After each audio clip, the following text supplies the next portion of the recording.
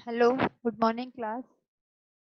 हम कंटिन्यू कर रहे हैं हमारा chapter 5 cell the fundamental unit of life. ठीक है, और उसमें हमारा टॉपिक चल रहा था सेल ऑर्गेनेल। ठीक है, सेल ऑर्गेनेल। तो क्या क्या हो गया था हमारा? ईआर हो गया, एंडोप्लाज्मिक रेटिकुलम, जो क्या है, ये हमारा क्या है, सब एक दूसरे से रिलेटेड है ना। ये ईआर है, ये गोल्जी बॉडी है।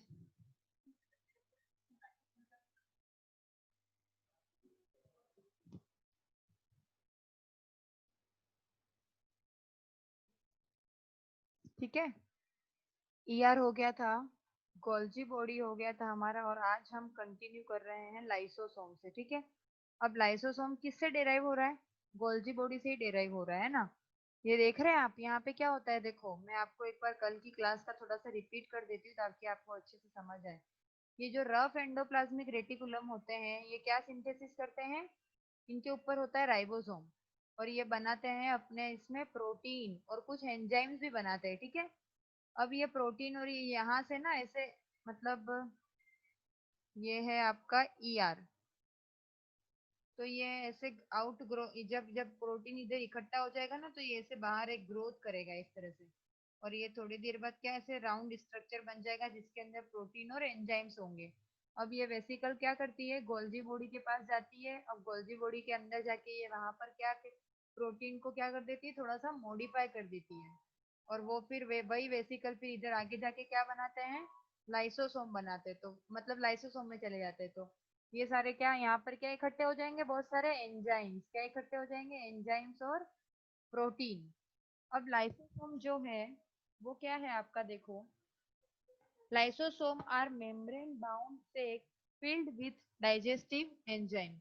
लाइसोसोम जो है वो आपका एक मेम्ब्रेन बाउंड क्या है, सेक है, एक चेम्बर है, सेल का क्या है, एक पार्ट है। जैसे ये अगर आपकी पूरी सेल है और ये लाइसोसोम है, तो ये एक मेम्ब्रेन बाउंड सेक है। क्या है? मेम्ब्रेन से बाउंड एक सेक है, जिसमें क्या है, बहुत सारे डाइजेस्टिव एंजाइम भरे हुए हैं। मतलब डाइजेस्टिव एंजाइम मतलब सेल में जो भी चीजें होंगी उसका डाइजेशन कहाँ पर होगा, लाइसोसोम के अंदर। क्योंकि लाइसोसोम में क्या है, डाइजेस्टिव एंजाइम्स है। These enzyme are made by R, और ये एंजाइम्स किसने बनाए हैं, रफ एंडोप्लाज्मिक रेटिकुलम ने। देख लिया अपन ने कैसे ये यहाँ तक कैसे आया, वो आपने देखा ना। ईआर से गोल्जी बॉडी, और गोल्जी बॉडी में पैकिंग हुई, और वो पैकिंग बाहर निकली वेसिकल की फॉर्म में और डिस्पैच हो गई, लाइसोसोम में आकर खुल गई। और वहां पर वो एंजाइम्स वहां पर दे दिए उन्होंने। तो लाइसोसोम में क्या है, बहुत सारे एंजाइम्स जो कि किससे बने हुए हैं, रफ एंडोप्लाज्मिक रेटिकुलम से। ठीक है, अब lysosome are kind of waste disposal system of the cell. अब लाइसोसोम क्या है पता है, एक डस्टबिन है, ऐसा मान लो आप। सेल का क्या है, एक डस्टबिन, जिसमें हम बहुत सारी different different kind of waste disposal चीजें उसमें डालते रहते हैं। वेस्ट डिस्पोजल सिस्टम है किसका, सेल का। This help to keep cell clean. ये क्या हेल्प करता है, हमारे घर में डस्टबिन का क्या काम है, हमारे घर को क्लीन रखना। तो this help in clean the cell. ये सेल को क्या करता है, क्लीन करता है by digesting any foreign material. क्या कर कर, उस जो भी बाहर की कोई भी चीज आई सेल में, सेल में कोई चीज आई, फॉरेन मटेरियल आया, कुछ बाहर का कुछ आ गया, ठीक है, जो कि हमारी सेल के लिए यूजफुल नहीं है, तो इसे क्लीन करना पड़ेगा सेल को। तो लाइसोसोम क्या कर लेता है, इसको अपने अंदर ले लेता है, और इसके पास जो डाइजेस्टिव एंजाइम प्रेजेंट है वो इस चीज को क्या कर देते हैं, डाइजेस्ट कर देते हैं। ठीक है, या फिर किल कर देते हैं। डाइजेस्ट और किल करके उस सेल को क्या रखते हैं, क्लीन रखते हैं। As well as worn out cell organelle. ठीक है, क्या काम है इसका, this cell help to keep the cell clean by digesting any foreign material as well as worn out cell organelle. या फिर क्या करते हैं, सेल ऑर्गेनिल को worn आउट करते हैं। ठीक है, अब है आपका organelle, foreign material entering the cell, जैसे कि कोई बैक्टीरिया है या फिर कुछ खाना है, वो हमारी सेल में एंटर कर रहा है। As well as old organelle end up in the lysosome. वैसे और है ना, ओल्ड ऑर्गेनिल जो होगा ना, जो ऑर्गेनिल से जो काम नहीं कर रहा है हमारी सेल के अंदर, थोड़ा सा वीक हो गया है, ओल्ड हो गया है, तो उसको भी खत्म कर देगा। कौन खत्म कर देगा, लाइसोसोम। और उस बैक्टीरिया को भी, which break complex substance into simple substance. देखो यहाँ पर बोल रहा है कि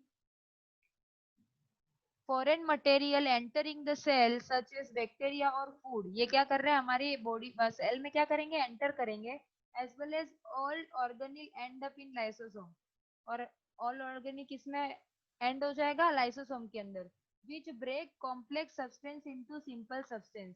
अब ये इस प्रोसेस से क्या होगा, जो सिंपल सब्सटेंस, जो कॉम्प्लेक्स सब्सटेंस होगा वो किसमें चेंज हो जाएगा, simple substance के अंदर। So lysosome are able to do this because they contain powerful digestive enzyme capable of breaking down all organic material।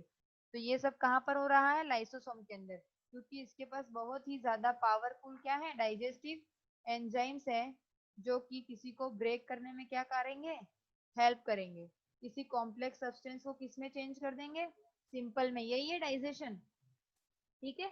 तो ये इस प्रोसेस को करने के लिए क्या है, केपेबल है या फिर एबल है। During the disturbance in cellular metabolism, अब जैसे कि कुछ सेलुलर मेटाबॉलिज्म है, जैसे कि सेल के रेस्पिरेशन में या फिर एक्सक्रीशन में या फिर किसी भी चीज में कोई डिसबैलेंस हो गया, उसके सेलुलर मेटाबॉलिज्म मतलब उसके जो भी अंदर की प्रोसेसेस हैं उसमें क्या हो गया, कुछ डिस्टर्बेंस हो गया। तो जैसे कि हम एक एग्जांपल लेते हैं, when cell get damage, cell क्या हो रही है, थोड़ी थोड़ी क्या हो रही है, धीरे धीरे डैमेज हो रही है, तो लाइसोसोम क्या करता है, लाइसोसोम में बस्ट, लाइसोसोम क्या करता है, बस्ट हो जाता है या फिर ऐसे फूट जाता है, ठीक है, सेल के अंदर लाइसोसोम में bast and the enzyme digest their own, और एंजाइम क्या हो जाएंगे, बाहर आ जाएंगे सारे। मतलब जब भी सेलुलर मेटाबॉलिज्म का डिसबैलेंस होगा या फिर या फिर सेल क्या होने लगेगी, डैमेज होने लगेगी, तो उसका लाइसोसोम बस्ट हो गया, अगर किसी भी कंडीशन में लाइसोसोम बस्ट हो गया, तो वो क्या करेगा, यहाँ पर तो वो अच्छा काम कर रहा था सेल के लिए, पर बस्ट होते ही वो अपने डाइजेस्टिव एंजाइम्स को क्या करेगा, बाहर रिलीज कर देगा सेल के अंदर, और सेल अपनी खुद की सेल को क्या कर लेगी, डाइजेस्ट कर लेगी, मतलब ये खुद को मार डालेगी, और खुद को मारना क्या कहलाता है, सुसाइड। इसीलिए लाइसोसोम क्या क्या, लाइसोसोम को बोला जाता है सुसाइडल बेग ऑफ सेल, ठीक है। समझ में आया लाइसोसोम किस तरह से खुद को मार रहा है, एक लेवल पे जाके, therefore lysosome are known as a suicidal bag of cell. तो हमारा लाइसोसोम कंप्लीट होता है यहाँ पे, किस तरह से वो काम कर रहा है हमारे लिए, अच्छा भी, और एक टाइम पे वो बर्स्ट होगा ही होगा, और खुद की सेल को क्या कर लेगा, डाइजेस्ट कर लेगा या फिर उसे मार देगा, इसीलिए इसे बोला जा रहा है सुसाइडल बैग। अब नेक्स्ट जो सेल ऑर्गेनेल है हमारा, माइटोकॉन्ड्रिया, क्या है, mitochondria.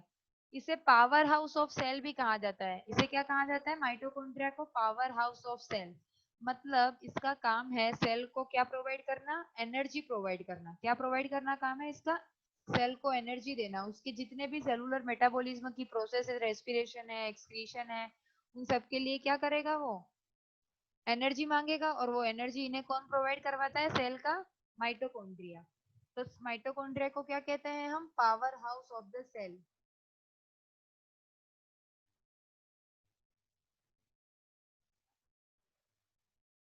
Mitochondria is known as powerhouse of cell। देखो, mitochondria have two membrane covering, हमने देखा था माइटोकॉन्ड्रिया, क्लोरोप्लास्ट और प्लास्टिड, ये तीनों क्या थे, डबल मेम्ब्रेन बाउल्ड सेल ऑर्गेनेल है। तो ये इसके पास कितनी मेम्ब्रेन है, दो मेम्ब्रेन है, ठीक है। एक होती है इनर मेम्ब्रेन, देखो इसका स्ट्रक्चर अगर हम देखें इन रियलिटी तो किस तरह से है, ये इस तरह का होता है,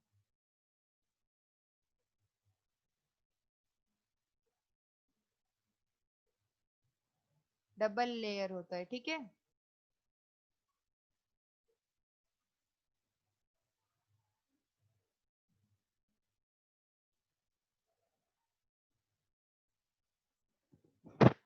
तो जो इनर लेयर होती है वो फोल्डेड है, ऐसे फोल्ड है ना पूरी, और ये आउटर लेयर ज्यादा फोल्ड नहीं है। तो इनर लेयर कैसी है, फोल्डेड है डीपली वो भी। This fold increase surface area for ATP, तो ये फोल्ड्स क्या करते हैं, एटीपी बनाने के लिए जगह प्रोवाइड करते हैं, सरफेस एरिया प्रोवाइड करते हैं। और एटीपी क्या है, आपकी बॉडी की, लिविंग बॉडी की क्या होती है, ये एनर्जी करेंसी होती है। मतलब अगर आपकी करेंसी क्या है यहाँ पर, अगर हम हमारी करेंसी की बात करें इंडिया की, तो वो होती है आपका, रुपीज में चलता है, रुपया है ना। तो हमें ये चाहिए, अगर आपके पास सिर्फ गोल्ड है तो आप है ना नॉर्मल लाइफ के अंदर ये सारी चीजें कर सकते हैं, जैसे खाना खरीदना है, कुछ ग्रोसरीज खरीदनी है, कपड़े खरीदने हैं, इसके लिए आप हर जगह गोल्ड लेके थोड़ी जा सकते हैं, आपको क्या चाहिए, रुपया चाहिए। तो आपको इस जो भी आपका प्रॉपर्टी है, इसे आपको किस में कन्वर्ट करना होता है, करेंसी के अंदर, यही चलता है। वैसे ही बॉडी में अगर एटीपी है और एनर्जी है तो वो कोई काम की, एनर्जी कोई काम की नहीं है जब तक वो किस में नहीं कन्वर्ट होती है, एटीपी में। तो एटीपी क्या होती है, हमारी सेल की, लिविंग सेल की एनर्जी करेंसी होती है। एटीपी एनर्जी को एटीपी की फॉर्म में ही यूज किया जाता है। तो माइटोकॉन्ड्रिया में जो ये अंदर की डीप लेयर है, ये सरफेस एरिया प्रोवाइड कर रही है एटीपी प्रोडक्शन के लिए, ठीक है। तो this energy required for various chemical activity for life, मतलब ये एटीपी कब रिक्वायर होता है, बहुत सारी एक्टिविटीज हैं ऐसी लाइफ की जिसे करने के लिए हमें इस एटीपी की जरूरत पड़ती है, ठीक है। तो इज रिलीज बाय माइटोकॉन्ड्रिया, और ये एटीपी कहाँ से रिलीज होता है, माइटोकॉन्ड्रिया से रिलीज होता है ये एटीपी। और इस एटीपी की फुल फॉर्म है एडिनोसाइन ट्राइफॉस्फेट। क्या है इसकी full form, adenosine triphosphate, ATP, ठीक है। तो ये कौन रिलीज करता है हमारी बॉडी में, माइटोकॉन्ड्रिया। और यही सारी केमिकल रिएक्शन जितनी भी है, मेटाबॉलिक रिएक्शन के लिए जो भी एनर्जी रिक्वायर होती है वो इसी से मिलती है। ATP is known as the energy currency of the cell, ठीक है। The body use energy stored in ATP, body क्या करती है, जब जब जरूरत पड़ती है तो जो भी एनर्जी स्टोर्ड है एटीपी में, उसे जब जब जरूरत पड़ती है तब यूज करती रहती है। एनर्जी कौन सी फॉर्म में स्टोर है बॉडी में, एटीपी की फॉर्म में। और नए केमिकल कंपाउंड्स बनाएगी या फिर मैकेनिकल वर्क करेगी इस एनर्जी को यूज करके हमारी बॉडी, ठीक है। अब mitochondria are strange organelle in the sense that they have their own DNA. अब देखो, सबका डीएनए कहाँ पर है, न्यूक्लियस में है। सेल का डीएनए कहाँ पर होता है, न्यूक्लियस में होता है। पर माइटोकॉन्ड्रिया ना एक, कौन सा माना जाता है आपका, एक स्ट्रेंज ऑर्गन माना जाता है। क्यों, क्योंकि देखो, ये माइटोकॉन्ड्रिया है आपका, जैसे इसका खुद का एक अलग डीएनए होता है, अपना अपना खुद का डीएनए, इसीलिए इसीलिए इसे का क्या माना जाता है, मतलब सेल का तो डीएनए होगा ही उसका। पर माइटोकॉन्ड्रिया एक ऐसा सेल ऑर्गेनेल है जिसमें अपना खुद का डीएनए है, इसलिए इसे स्ट्रेंज माना जाता है। तो इसके पास अपने खुद का डीएनए भी है और खुद के राइबोसोम भी है, तो वो अपना प्रोटीन भी बनाएगा और अपना डीएनए तो है ही उसके पास अलग से। Therefore mitochondria are able to make some of their own protein, ribosome भी है खुद के, इसलिए वो एबल है अपने खुद का प्रोटीन बनाने के लिए। मतलब उसको ईआर या फिर एसीआर से नहीं लेना पड़ता, जिस तरह से लाइसोसोम रफ एंडोप्लाज्मिक रेटिकुलम से ले रहा था, वैसे इसे किसी से कुछ लेने की जरूरत नहीं है, इसके पास सबका, इसके पास सब कुछ खुद का है, डीएनए भी खुद का है, राइबोसोम भी खुद का है। राइबोसोम खुद का मतलब प्रोटीन भी बना सकता है ये, और डीएनए खुद का मतलब जीन भी है, इसके पास क्रोमोसोम्स भी हैं, तो डिवाइड भी होगा अपने खुद की मदद से, मतलब किसी पर डिपेंड नहीं है ये। अब हम बात करते हैं प्लास्टिड की, किसकी बात करते हैं, प्लास्टिड। तो प्लास्टिड क्या है हमारा, ये सिर्फ प्लांट सेल में प्रेजेंट है। नेक्स्ट सेल ऑर्गेनेल है जो कि डबल मेम्ब्रेन बाउंड है और only present in plant, only present in plant cell, ठीक है। अब देखो, there are two type of plastid, plastid कितने टाइप के हैं, टू टाइप के, एक तो है क्रोमोप्लास्ट और एक होता है ल्यूकोप्लास्ट। क्रोमोप्लास्ट जो होता है वो कलर्ड होता है, एक है आपका क्रोमोप्लास्ट और एक होता है ल्यूकोप्लास्ट। अब ये वाला जो है वो कलर्ड प्लास्टिड है, क्या है, कलर्ड है, और ये कलरलेस है, ठीक है, या फिर व्हाइट है। अब chromoplast containing the pigment chlorophyll, अब क्रोमोप्लास्ट में ये कलर्ड क्यों है, क्योंकि इसके अंदर एक कलर्ड पिगमेंट है, कौन सा, कलर्ड पिगमेंट, जिसका नाम है क्लोरोफिल। इसीलिए प्लांट्स हमें कैसे दिखाई देते हैं, ग्रीन कलर के दिखाई देते हैं, क्योंकि क्लोरोफिल का कलर क्या है, ग्रीन है। और क्रोमोप्लास्ट जो प्लास्टिड है वो कहाँ, उसमें कौन सा पिगमेंट है, क्लोरोफिल पिगमेंट है, तो इसे हम क्या कहते हैं, क्लोरोप्लास्ट। इसीलिए इस क्रोमोप्लास्ट को हम और क्या बोलते हैं, क्लोरोप्लास्ट। ये भी माइटोकॉन्ड्रिया की तरह ही है, इसके पास भी इसके खुद का डीएनए और खुद के राइबोसोम है। देखो, प्लास्टिड किस में होते हैं? प्लांट्स में होते हैं। दो टाइप के होते हैं, क्रोमोप्लास्ट या फिर ल्यूकोप्लास्ट। क्रोमोप्लास्ट कलर्ड होते हैं और इसमें कौन सा कलर्ड पिगमेंट है? क्लोरोफिल, इसलिए इसे क्या बोलते हैं हम? क्लोरोप्लास्ट। ठीक है। अब chloroplast are important for photosynthesis in plant. इसका मतलब अब क्या हो गया? फोटोसिंथेसिस किसकी हेल्प से होता है? क्लोरोफिल की हेल्प से। क्लोरोफिल क्या करता है? सनलाइट की एनर्जी को ट्रैप करता है और वाटर CO2 को हेल्प करता है खाना बनाने में। ये फोटोसिंथेसिस की प्रोसेस में हेल्प करता है। इसका मतलब क्लोरोप्लास्ट का होना जरूरी है प्लांट में, तभी वो फोटोसिंथेसिस की प्रोसेस कर पाएंगे। और क्लोरोपा ये क्या यहाँ पर है आपका? Chloroplast also contain various yellow और orange pigment in addition to chlorophyll. और क्लोरोप्लास्ट के अंदर क्लोरोफिल के अलावा कुछ रेड और ऑरेंज या फिर येलो पिगमेंट भी होते हैं। अब हम बात करते हैं ल्यूकोप्लास्ट की, जो कि एक primarily organelle in which material such as starch, oil, protein, granule are stored. और ल्यूकोप्लास्ट में क्या होता है? ये कुछ ऑर्गेनिक मटेरियल स्टोर होता है, जैसे कि स्टार्च है, ऑयल है। मतलब प्लांट्स के अंदर स्टार्च स्टोर होता है ना। फूड कौन सी फॉर्म में स्टोर होता है? प्लांट्स में स्टार्च की फॉर्म में। कुछ प्रोटीन ग्रेन्यूल्स है, उन्हें क्या करता है? स्टोर करने का काम करता है। कौन? ल्यूकोप्लास्ट। ठीक है। अब the internal organisation of chloroplast, अगर हम सिर्फ क्लोरोप्लास्ट की बात करें तो उसकी इंटरनल ऑर्गेनाइजेशन में क्या है? ये है आपका क्लोरोप्लास्ट। ठीक है। किस तरह की स्ट्रक्चर होती है आपके क्लोरोप्लास्ट की? तो अंदर जो ये है, ये डबल मेम्ब्रेन ही है ना। इसे क्या बोला जाता है? अंदर स्ट्रोमा। क्या है ये? स्ट्रोमा। तो internal organisation of the chloroplast consist of numerous membrane layer embedded in a material. बहुत सारी न्यूमरस लेयर होती है। ये लेयर्स दिख रही है, ये मैंने बनाई है रेड कलर से। ये लेयर्स होती है न्यूमरस, जो एक दूसरे से क्या होती है? एम्बेडेड होती है। ठीक है। मतलब इस क्लोरोप्लास्ट के अंदर फिक्स होती है। और वो किस में होती है? स्ट्रोमा के अंदर होती है। तो ये पूरा क्या है? अंदर का ही है। ये पूरा पार्ट क्या है? Stroma.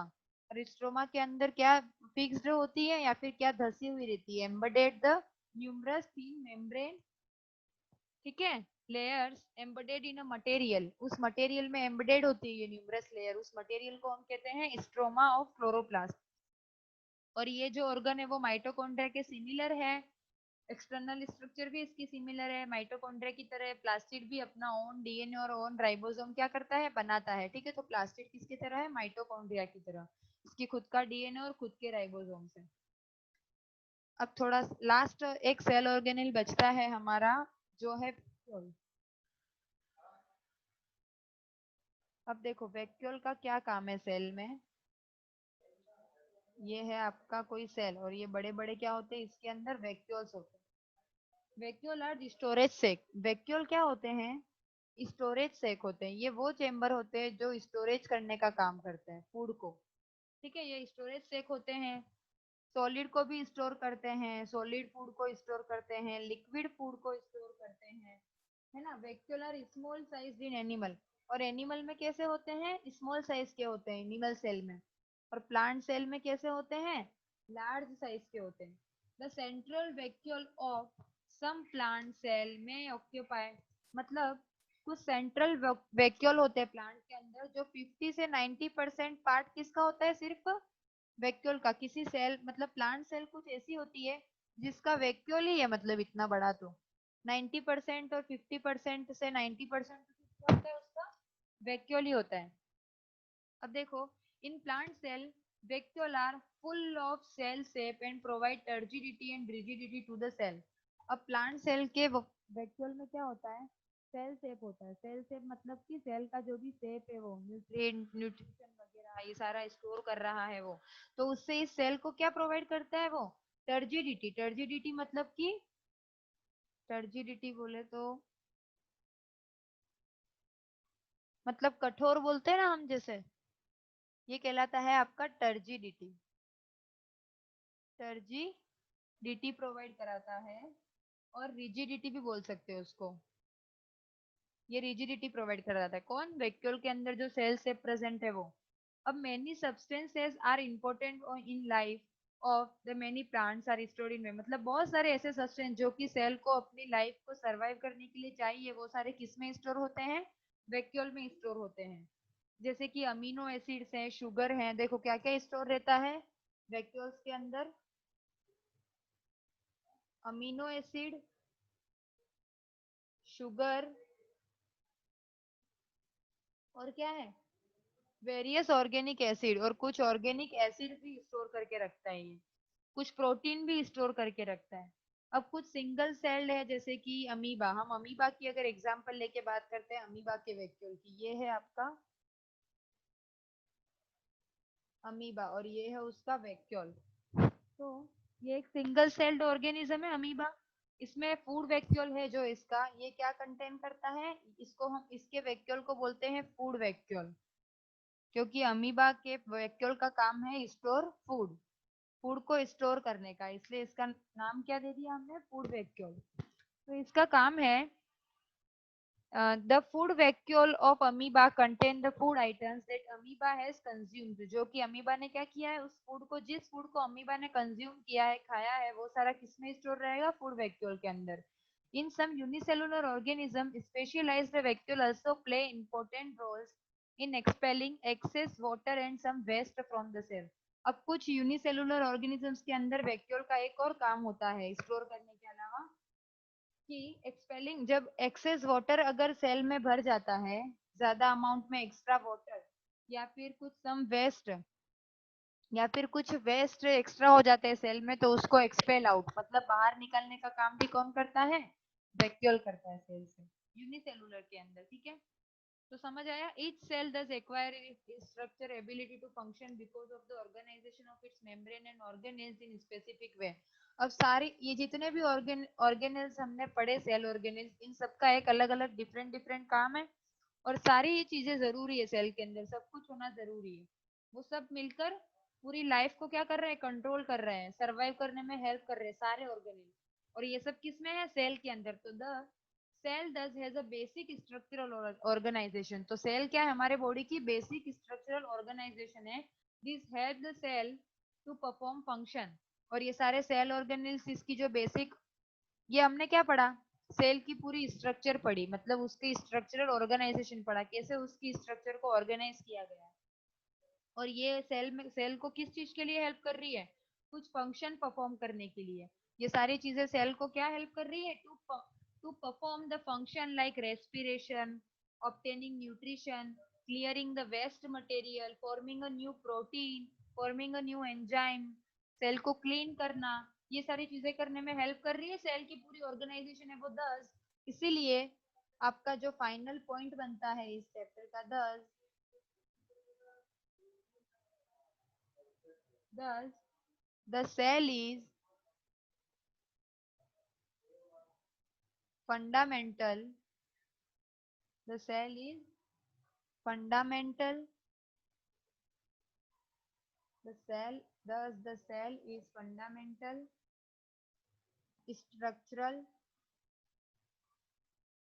fundamental structural unit of living organisms। तो लिविंग ऑर्गेनिजम्स की फंडामेंटल मतलब बेसिक, और स्ट्रक्चरल यूनिट कौन सी है? सेल है। ठीक है, ऑफ लिविंग ऑर्गेनिजम्स, सेल नहीं है यहाँ पर, आएगा आपका लिविंग ऑर्गेनिजम्स के लिए बेसिक यूनिट क्या होनी चाहिए उसकी बॉडी में? Cell. It is also basic unit of life, या फिर फंडामेंटल यूनिट ऑफ लाइफ भी कहते हैं, या फिर fundamental and structural unit of life भी कहते हैं सेल को। क्लियर है आपको? अब है आपका एक लास्ट टॉपिक बचता है आपका, सेल डिवीजन, इसको हम कल कर लेंगे। सेल डिवीजन ये हम कल पढ़ेंगे। इसका मतलब है सेल किस तरह से अपनी डॉटर सेल प्रोड्यूस करती है, दो तरह के डिवीजन होते हैं इसमें। ठीक है, चलो ये पढ़ लेते हैं वैसे आज ही, पर कल ही करेंगे। ठीक है, चलो अच्छे से सेल डिवीजन। ठीक है, तो थैंक यू सो मच। अभी आपके सारे सेल ऑर्गेनेल्स हो गए, सेल की पूरी स्ट्रक्चर पढ़ ली। सबसे पहले पढ़ा प्लाज्मा मेम्ब्रेन, फिर पढ़ी सेल वॉल, फिर हमने पढ़ा साइटोप्लाज्मा, और साइटोप्लाज्मा के अंदर क्या था? सेल ऑर्गेनेल थे। तो सेल ऑर्गेनेल पढ़े अलग अलग, Golgi body, endoplasmic reticulum, lysosome, vacuole, plastid. ठीक है, तो एक बार इसे रिवाइज कर लेना। कोई प्रॉब्लम हो तो कांटेक्ट करना, ठीक है? Thank you.